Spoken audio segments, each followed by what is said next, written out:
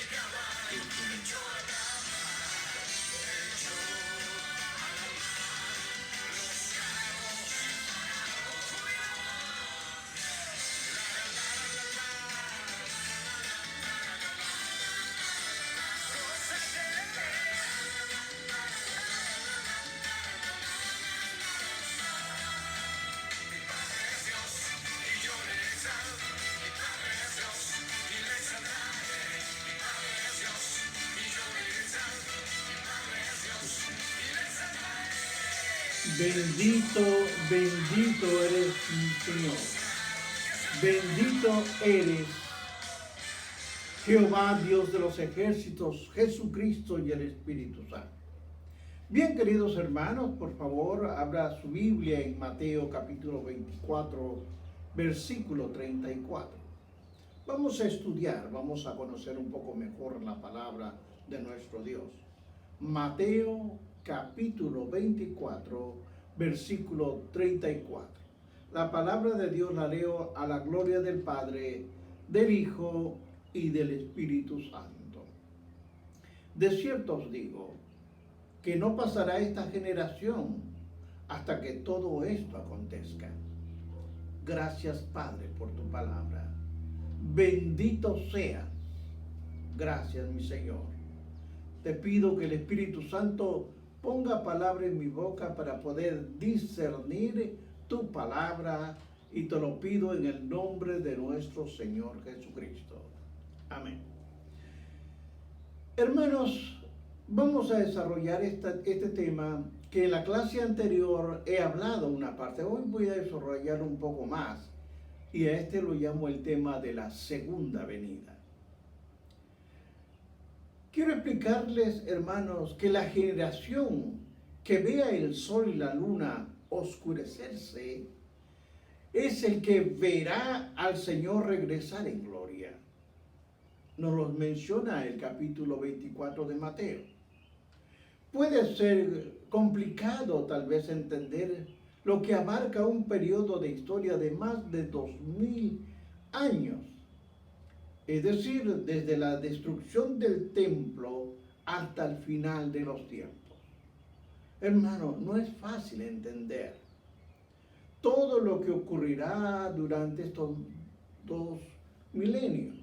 Por lo tanto, todo creyente debe ser humilde al enseñar, al predicar Mateo capítulo 24 y también el libro de Lucas capítulo 21.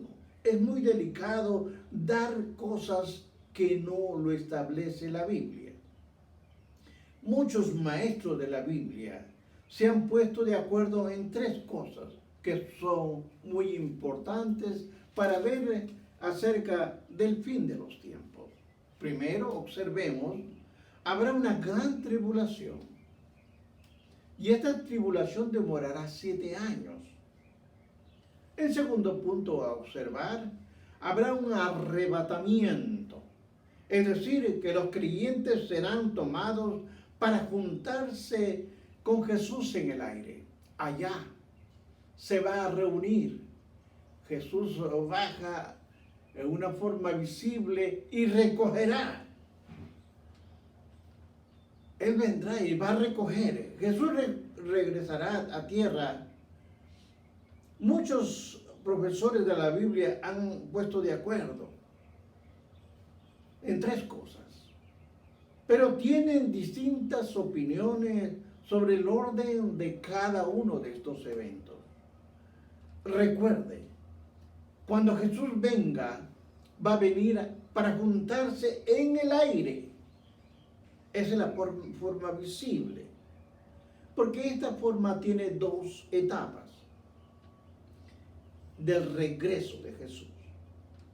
Primero, regresará a arrebatar a su iglesia. Primera de Tesalonicenses, capítulo 4, versículos 16 y 17 dice: porque el Señor mismo, con voz de mando, con voz de arcángel y con trompeta de Dios, descenderá del cielo, y los muertos en Cristo resucitarán primero. Luego nosotros, los que vivimos, los que hayamos quedado, seremos arrebatados juntamente con ellos en las nubes para recibir al Señor en el aire. Y así estaremos siempre con Él. También lo explica Pablo en 1 Corintios 15, capítulo 15, versículos 50 al 54. Mateo también lo explica en el capítulo 24, 40 y 41. Es decir, la palabra lo confirma en muchos textos bíblicos, de que va a haber un arrebatamiento. Ahora, estos versículos realmente demuestran varios aspectos del arrebatamiento. Y esto es importante que usted lo sepa. Primero, será en una forma instantánea. En todo el mundo será arrebatado. De todas partes del mundo. Será a los creyentes de los... Lo va a separar a los creyentes de los incrédulos. Hay una separación, incluyendo inclusive los miembros de familia. Porque como sabemos, muchas veces el hombre sirve a la iglesia y a Dios. En otros casos es la mujer que sirve a Dios. Por eso que Él vendrá y entonces va a haber la separación instantánea. Otro punto a observar, que los que se van a quedar aquí en esta tierra enfrentarán un juicio. Realmente muchos eruditos bíblicos creen que en la primera etapa de la venida de Cristo será antes de los 7 años. Recuerden, antes de los 7 años de aflicción. Ahora, entiende esta parte. Este periodo de 7 años se llama periodo de la tribulación. Esto es un periodo. Ahora, entienda usted lo que nos habla Daniel. En el capítulo 12, versículo 11 y 12, nos dice: y desde el tiempo que se ha quitado el continuo sacrificio hasta la abominación desoladora, habrá 1290 días. Bienaventurado el que espera y llegue a los 1335 días. Ahora bien, entienda esto, que después del arrebatamiento y que comience la gran tribulación, viene una segunda fase de la venida de Cristo. Es conocida como la revelación pública. Y aquí es donde todo ojo lo verá venir en gloria. Así como los discípulos, muchos creyentes quieren ahora saber el día y la hora del regreso de Jesús. Pero el Señor permitió no revelar esto mientras estuvo Él en la tierra. Ni siquiera Jesús sabía el tiempo exacto de su venida. Porque el libro de Mateo 24:36 nos dice: pero el día y la hora nadie sabe, ni aun los ángeles de los cielos, sino solo mi Padre. Es punto interesante. Nosotros los cristianos, queridos hermanos, debemos estar contentos con estas cosas que Dios ha decidido revelar. La hora en que el Señor regresará no debe ser una preocupación para cada uno de nosotros. Eso muchas veces la gente dice, ¿y cuándo vendrá? Nuestra preocupación principal debe estar siempre preparados en una forma espiritual para cuando Jesús regrese. Además, Jesús nos describió eventos del arrebatamiento. ¿Para qué? Para animarnos a los cristianos a permanecer firmes. Ahora bien, lo voy a explicar. Va a haber una venida inesperada. Mateo 24, 37 al 39 nos dice, mas como en los días de Noé, óiganlo bien, mas como en los días de Noé, así será la venida del Hijo del Hombre. Porque como en los días antes del diluvio estaban comiendo y bebiendo, casándose y dándose en casamiento, hasta el día en que Noé entró en el arca. Y no entendieron hasta que vino el diluvio y se llevó a todos. Así será también la venida del Hijo del Hombre. Así será, hermanos. Los pecadores en los días de Noé vivían como si nada iba a ocurrir, como ahora, por ejemplo. No tienen idea que se acercaba el juicio. Los creyentes no deben vivir así. No, hermanos. Deben prestar atención tanto al presente como al futuro. Los cristianos deben vivir alertas con la vista hacia adelante, sin aferrarse a estas cosas que el mundo nos ofrece. Ahora, a diferencia de los pecadores en los tiempos de Noé, los cristianos saben que se acerca una gran separación en cualquier momento. El diluvio tomó a la gente de sorpresa, pero la venida del Señor no va a sorprender a los que lo aman, porque ellos siempre están con Él, siempre están en comunión, siempre están en oración, siempre están en ayuno. No lo va a sorprender, porque nosotros sabemos de que Cristo viene. ¿Por qué, hermanos? Porque si nosotros observamos, los ladrones no anuncian su llegada. Ahora, Mateo 24, 42 al 44 nos dice esto. Velad pues, porque no sabéis la hora a que de venir nuestro Señor. Pero sabed esto, que si el padre de familia supiera a qué hora el ladrón habría de venir, velaría y no dejaría minar su casa. Por tanto, también vosotros estáis preparados, porque el Hijo del Hombre vendrá a la hora en que no pensáis. Él va a venir. Lo esperamos. Y a veces decimos, Cristo viene. Cristo está cerca a la puerta. ¿Por qué? Porque vemos ciertos acontecimientos en que en el mundo se están viendo.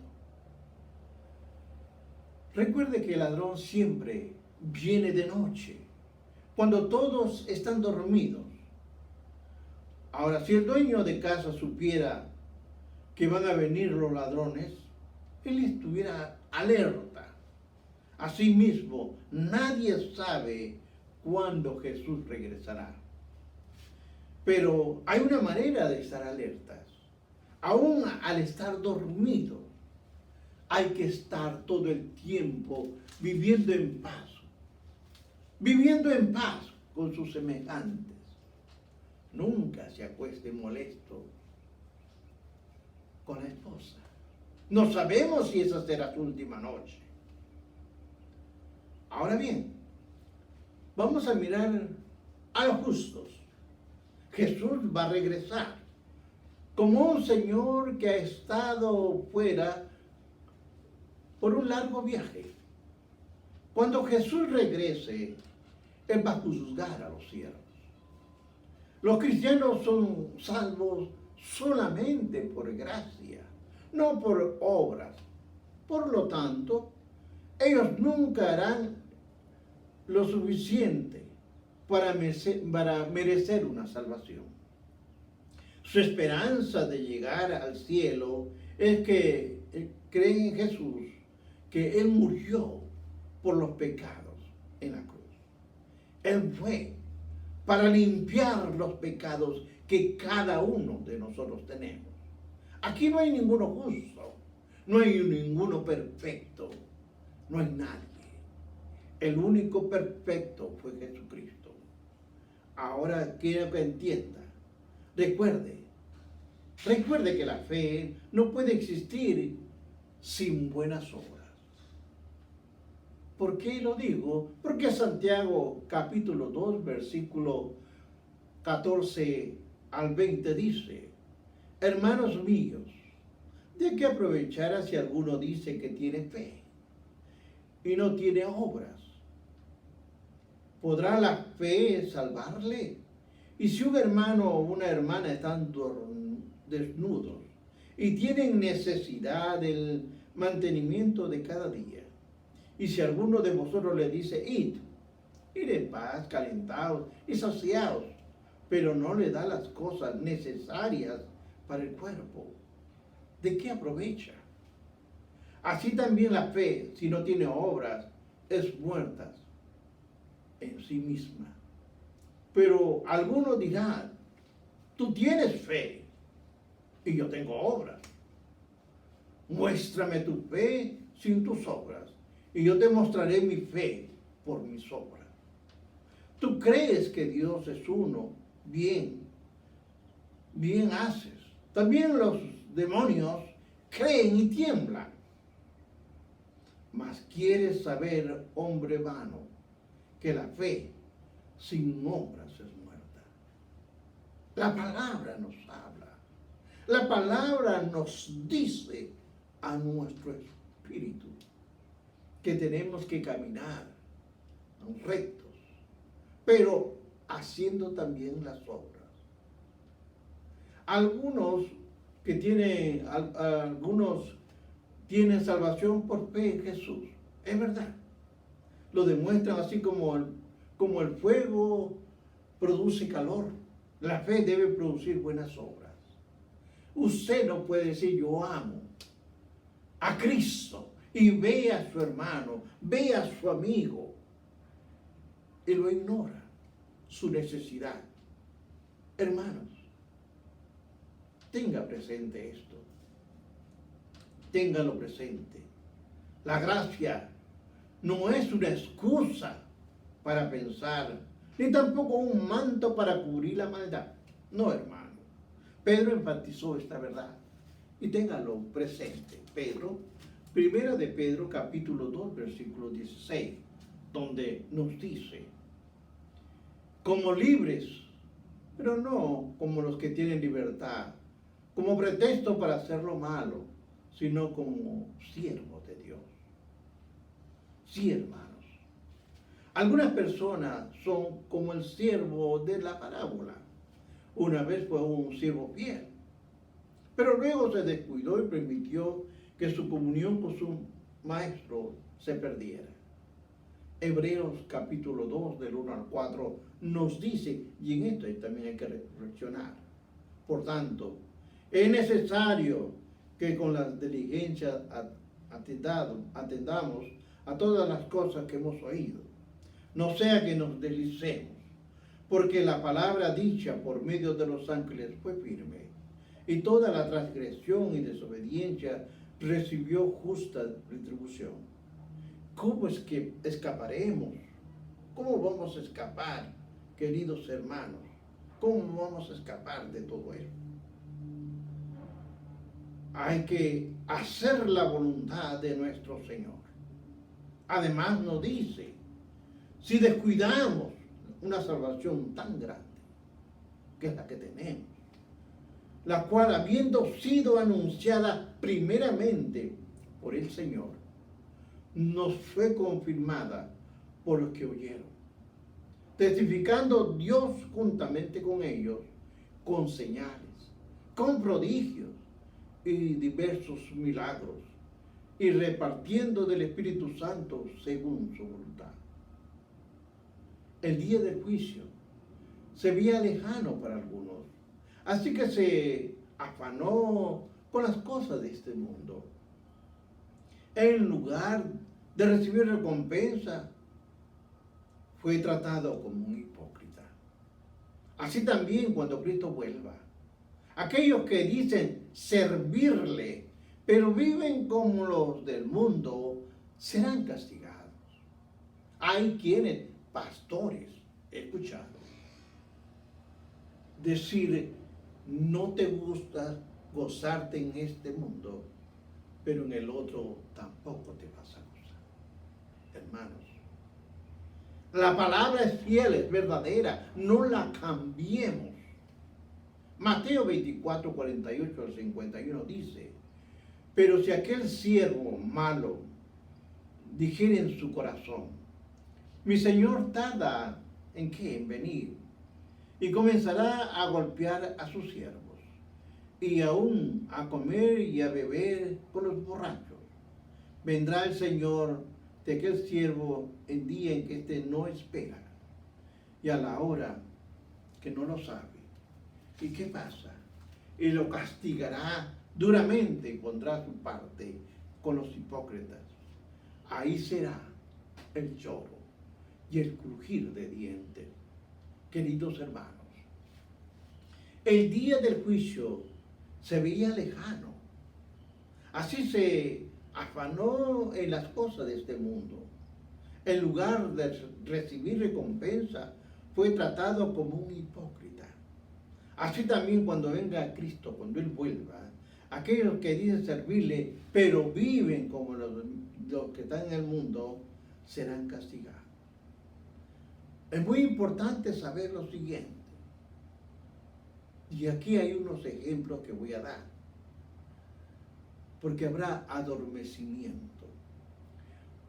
Y esto es unas cosas, unos ejemplos que voy a dar de los judíos. Los judíos tenían especiales costumbres de boda, entiéndalo bien, por los días en que Cristo vivía. Las amigas, oiga bien, las amigas de la esposa se quedaban con ella. Entre mujeres se quedaban ahí hasta que llegara el novio. Todos juntos esperaban acompañando a la novia. Luego ellas acompañaban a los esposos, a su esposo y esposa, para llevarlos al nuevo hogar de ellos. Era una costumbre. Sin embargo, ni la novia y sus amigas no sabían cuándo llegaría el esposo. Recordemos que el novio tenía un amigo que iba delante de él, así como Juan el Bautista, que vino delante o antes que Jesús.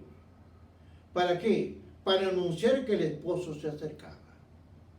Cuando leo Juan 3, 28 al 30 dice, vosotros mismos me sois testigos de que dije, yo no soy el Cristo, sino que soy el enviado delante de él. El que tiene la esposa es el esposo, mas el amigo del esposo, que está a su lado y le oye, se gozará grandemente en la voz del esposo. Es necesario que crezca y que yo mengüe. Pero también veo otro tipo de costumbre que tenían los judíos. Era que las personas tenían que tener su propia lámpara. En la noche, después que la esposa y el esposo y los invitados entraron a la casa, la puerta se cerró, era cerrada, y no se permitía entrar a ninguna persona. Nadie podía entrar. Alguien que venía atrasado no podía entrar. ¿Por qué? Representa esta luz al Espíritu Santo. Y aquellos que mantienen un celo, digo, la llama por el esposo. En esta parábola de las 10 vírgenes hay 3 verdades para personas de todas las edades. Hay que prepararnos para el futuro, hermanos. Las 5 vírgenes insensatas se tardaron mucho en comprar el aceite. Tenían el dinero y sabían dónde comprarlo. Se perdieron la única oportunidad de entrar a la boda.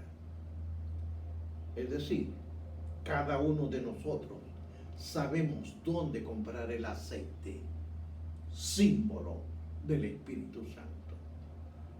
En la palabra, hay que ir a los servicios, a los cultos, hay que alimentar al Espíritu. También hay una revelación del sabio y del necio, porque las 10 vírgenes estaban aparentemente listas para recibir al esposo. A simple vista, una persona no podía distinguir las vírgenes sabias de las necias. No los podía distinguir. Él avisó a la llegada del esposo es cuando separa también. Y será la sabia de las insensatas. Podemos estar todos en la iglesia, juntos. Pero hay quienes están ocupados en otras cosas y no en la palabra de Dios. Así también será el arrebatamiento, creo. Sepa usted, cuando Cristo regrese, los verdaderos creyentes subirán para juntarse con Él. Pero aquellos que no están preparados serán dejados atrás. El cielo es demasiado maravilloso para perderlo. Usted, querido hermano, debe estar seguro de la comunión con Cristo todo el tiempo. Cuando usted viene al camino del Señor, no es por un corto tiempo, es hasta que Él venga o lo llame a usted a su presencia. Hay que tomar responsabilidad. Uno puede pedir prestado una taza de azúcar o una hogaza de pan, pero una persona no puede tomar una buena reputación. No puede pedir prestado un buen carácter o un buen comportamiento, porque cada persona debe poseer estas cualidades por sí misma. Las personas solo pueden usar la personalidad que tienen. Uno puede tomar prestado una Biblia, entiéndalo bien. Usted puede tener prestado una Biblia, pero no una comunión personal con Dios. No es lo mismo cargar su Biblia que estar en comunión completamente con el Señor. Cada persona debe ser responsable de su posición delante de Dios. También hay que mantenerse en fe. Lucas 21, 34 al 36 dice: mirad también por vosotros mismos, que vuestros corazones no se carguen de glotonería y embriaguez y de los afanes de la vida, y que venga de repente sobre vosotros aquel día, porque como un lazo vendrá sobre todos los que habitan sobre la faz de la tierra. Velad pues en todo tiempo, orando, que seáis tenidos por dignos de escapar de todas estas cosas que vendrán, y estar en pie delante del Hijo del Hombre. Concluyo. Esto da una ilustración que Mateo excluye. La advertencia de Jesús a los creyentes sobre un gran peligro. La fe es más que un compromiso para seguir. No, esto no es un compromiso para seguir a Jesús una vez. Este es por siempre. Es una vida sirviendo a Dios para la gloria de Él. Este es el único camino al cielo. No hay otro más, queridos hermanos. Los afanes del mundo pueden impedir que los creyentes sirvan a Dios. Sin embargo, los cristianos deben administrar su vida y no permitir que las preocupaciones de este mundo nos agobien. No podemos permitir. Podemos tener aflicción, sí, pero recuerde, en todo esto, Jehová nos va a levantar, nos va a librar. Lucas 21:34 dice, mirad también por vosotros mismos, que vuestros corazones no se carguen de glotonería o embriaguez y de los afanes de la vida, y venga de repente a vosotros aquel día. Hay que estar preparados, queridos hermanos. El día se acerca cada vez más. Las señales se están viendo por todo lado. Vienen las guerras, no podemos evitarlas. La hambruna viene, no podemos evitarlo. Y están las enfermedades donde no podemos escapar. Pero tenemos que tener un corazón lleno de la presencia de Dios. Porque su palabra dice, en el mundo tendréis aflicción. Pero recordar que de todo eso nos librará Jehová. Que Dios lo bendiga. Bendiciones. Hasta la próxima clase.